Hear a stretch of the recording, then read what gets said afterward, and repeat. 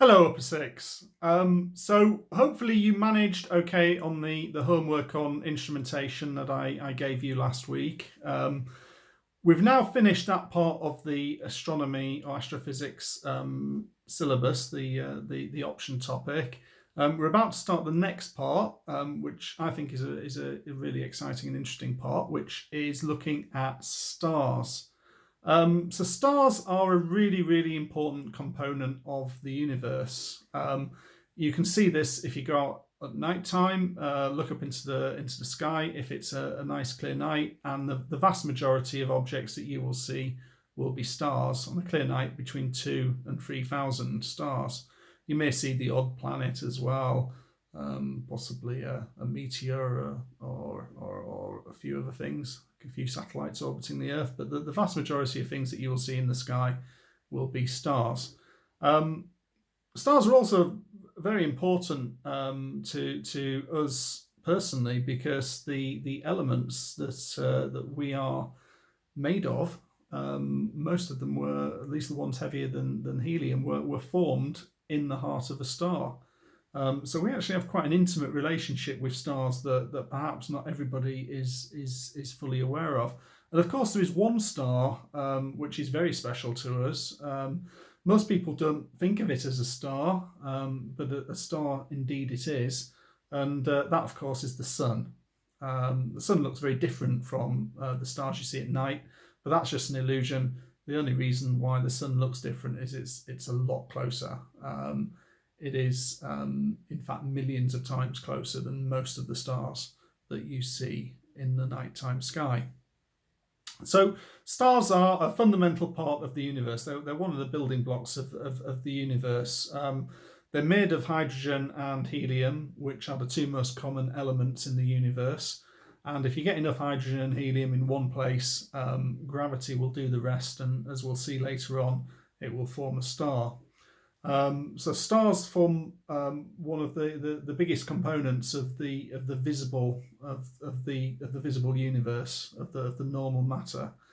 You see them everywhere. You see them in our own Milky Way. You look at other galaxies, and you see light coming from other galaxies, which is coming from stars. So understanding stars really is a key to unlocking the physics of what's going on in the universe. So let's start at the beginning with stars. Stars were fairly mysterious objects until a couple of hundred years ago, until we started really to unlock their secrets. In fact, as far as what powers stars, that wasn't known about until the last century. If you were to go out at night and have a look in the sky and put your physicist hat on, if you didn't know anything about stars, there's a couple of questions that you probably would want to ask to try and untangle what this myriad of strange objects, these lights in the sky, actually are. Question number one would probably be, how far are these stars away from us? And again, that wasn't really understood until about just under 200 years ago. Nobody really could answer that question about how far stars were away from the Earth. Now, one of the reasons you can't answer that question is because of something that you may have noticed about stars, and that's that they form very familiar patterns in the sky, constellations, these sort of patterns that they form in the sky. And you may have noticed that if you look at the different constellations like Orion or the Plough, if you look at them at different times of the year, they appear exactly the same. The patterns of stars in the sky don't change. It's like the stars are fixed in position. Now that's kind of strange if you think about it, because you would have thought that as the Earth went around the sun, you'd be viewing the stars from different angles, and the nearer ones would move a lot. The distant ones wouldn't move as much, and that would change the pattern of the constellations as the Earth orbited around the sun. Well, that doesn't happen. The constellations look exactly the same, no matter what time of year you view them, which suggests that suggested certainly to ancient astronomers that the stars were actually very, very far away. But nobody knew quite how far away the stars were. Some people thought they were all at the same distance, sort of painted onto some imaginary dome that was surrounding the solar system, but a lot further away than the sun and the planets. So entering the scientific era, obviously telescopes were invented in the 1600s. By the time you get to the 1800s, telescopes are getting quite big and they're getting quite accurate. And early on in the 1800s, astronomers turned their attention to one particular star called 61 Cygni. And they took some measurements from this star that were quite interesting. The measurements were called parallax. Now, what is parallax? Parallax is a way of measuring the distance to a star. Now, it's using the same effect I was just talking about before. As the Earth orbits around the sun, the stars should appear to shift in position. Now, you don't see that with the naked eye because the stars are too far away. But if you were to look at a nearby star with a telescope and you were to view it from two different times 6 months apart, the star would appear to shift compared to the stars in the background. This idea of parallax, you can demonstrate it yourself if you like by putting a finger in front of your nose and then close one eye and view the finger through, say, your right eye, and I can see the finger appearing in one direction. And if I close the other eye, the finger shifts and I see it in a different direction compared to the backdrop. And that's parallax. If you look at a nearby star from two different angles, 6 months apart, because you're looking from the Earth on one side of the sun and the Earth on the other side of the sun, that's like looking at the star from two eyes that are 300 million kilometers apart.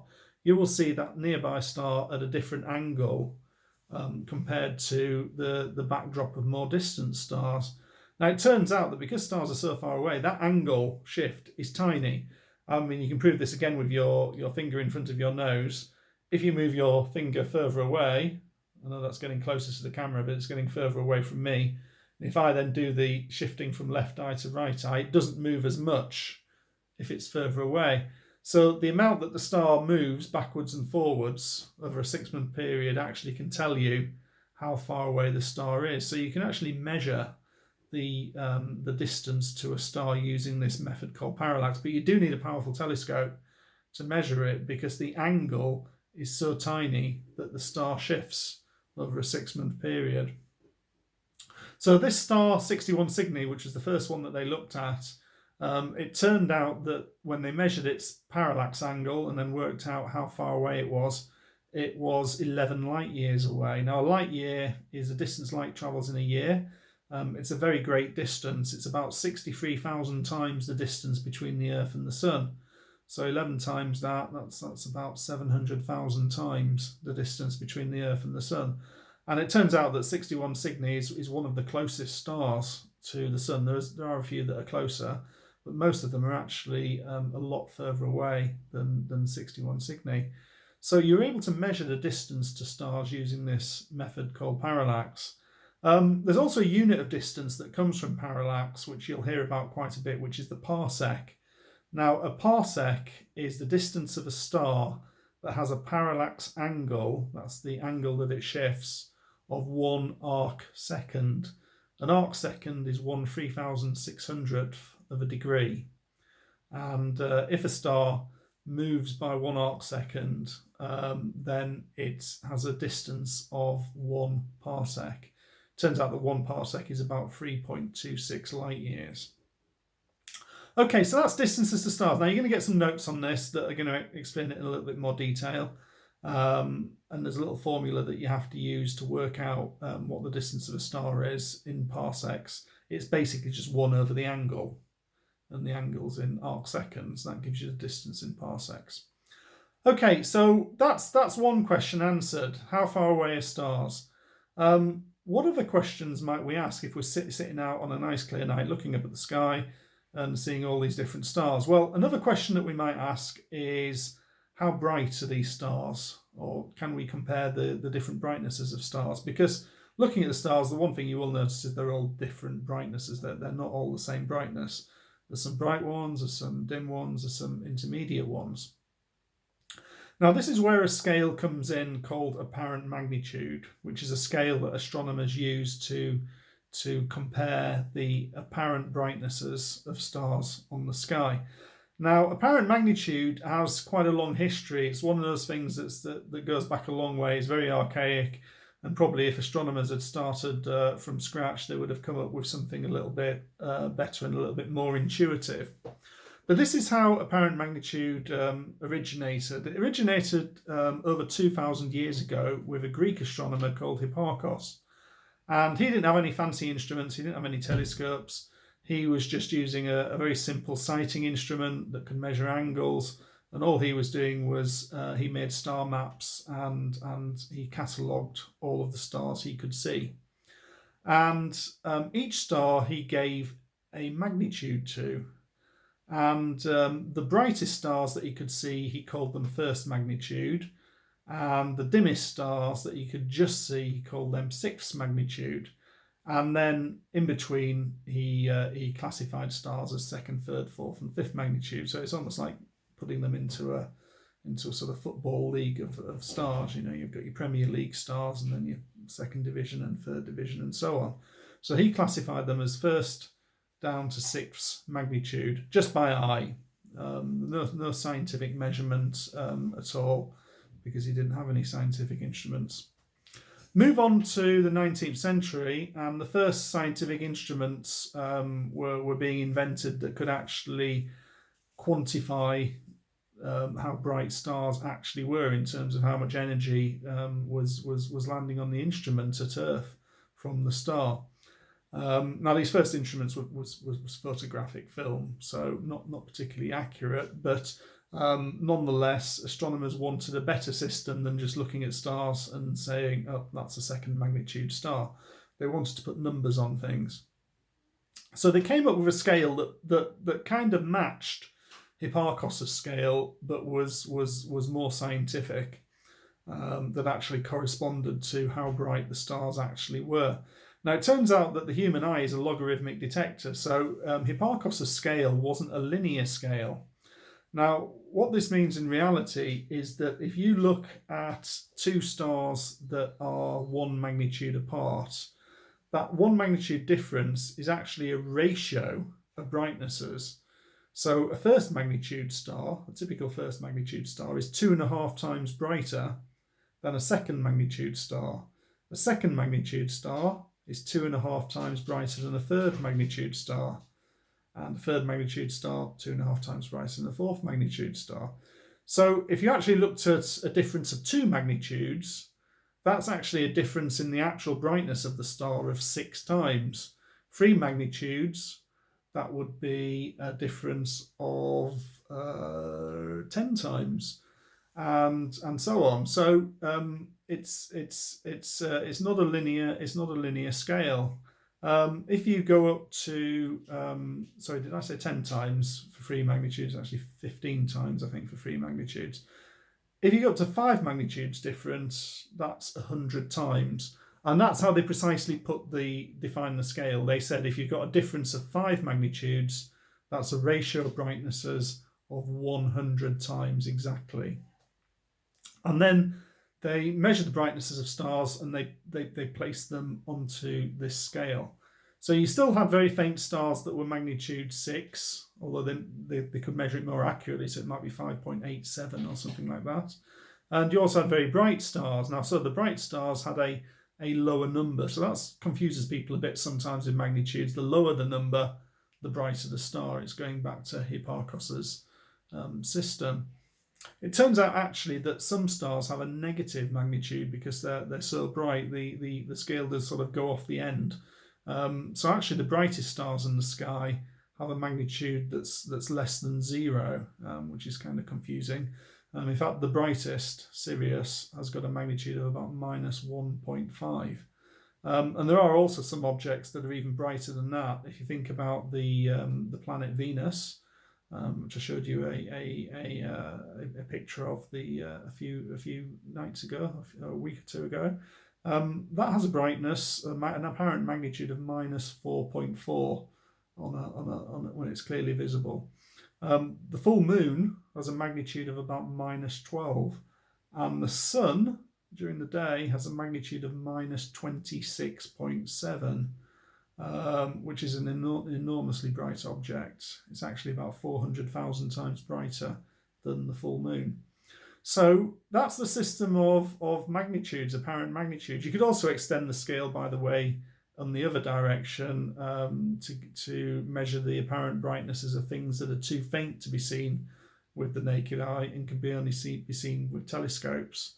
So if magnitude +6 is the faintest object you can see with the naked eye, then with a telescope you can see magnitude +7, +8, +9.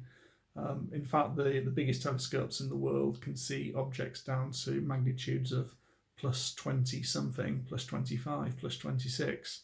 So that's this strange reversed logarithmic scale that we call apparent magnitude. Again, you're going to get some notes on this.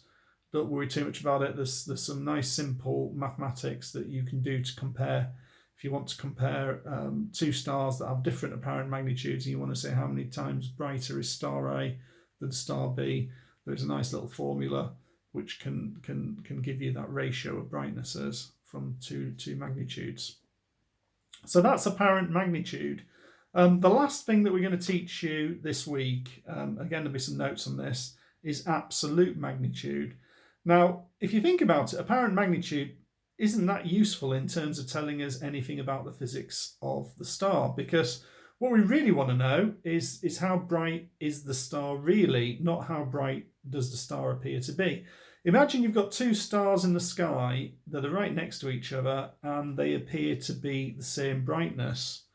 Now, how would you know if whether star A is just a very dim star that happens to be very close, or star B is a very distant star that is really very bright? You can't really tell the difference, obviously, unless you know unless you can measure the distance. If you're just looking at the stars and measuring their apparent magnitude, it doesn't tell you anything about how bright stars actually are. The brightest star in the sky, Sirius, which has an apparent magnitude -1.5, isn't actually a particularly bright star. Intrinsically, it's somewhat brighter than our sun intrinsically, but compared to a lot of the stars that you see in the sky, it's actually quite a dim star. It just happens to be very close. It's only about 8 light years away, which is actually one of the closest stars in the sky. So, in fact, the apparent magnitude doesn't tell us how bright a star really is in terms of how much energy it's radiating into space. Now, just imagine you're looking at all these 2,000 stars in the sky, and you want to compare them. Well, if you could somehow magically move every star that you can see so they're all at the same distance away from the Earth, and then you could compare what their magnitudes, and the comparison then would give you the actual ratio of their real brightnesses. So we use a standard distance. Now, there's no particular reason why we picked this, but we chose a standard distance of 10 parsecs. And what we've said is that if you move a star to 10 parsecs away, or view it from 10 parsecs away, its apparent magnitude we call the absolute magnitude of the star. So, for example, the sun has an apparent magnitude -26.7. That's how bright it appears to be on the sky. If you were to move it to 10 parsecs away, it's about 32 light years away, the sun would get incredibly faint. It would go from -26.7 to +4.8. It would only just be visible to the naked eye. So +4.8 is its absolute magnitude. And if you've got two stars and you can measure their absolute magnitudes, and you take the difference between their absolute magnitudes, you're comparing the ratio of how much energy the two stars are actually radiating out into space. So absolute magnitude is a more useful measurement from the physics point of view of how bright stars are, because you're putting them all at a standard distance of 10 parsecs.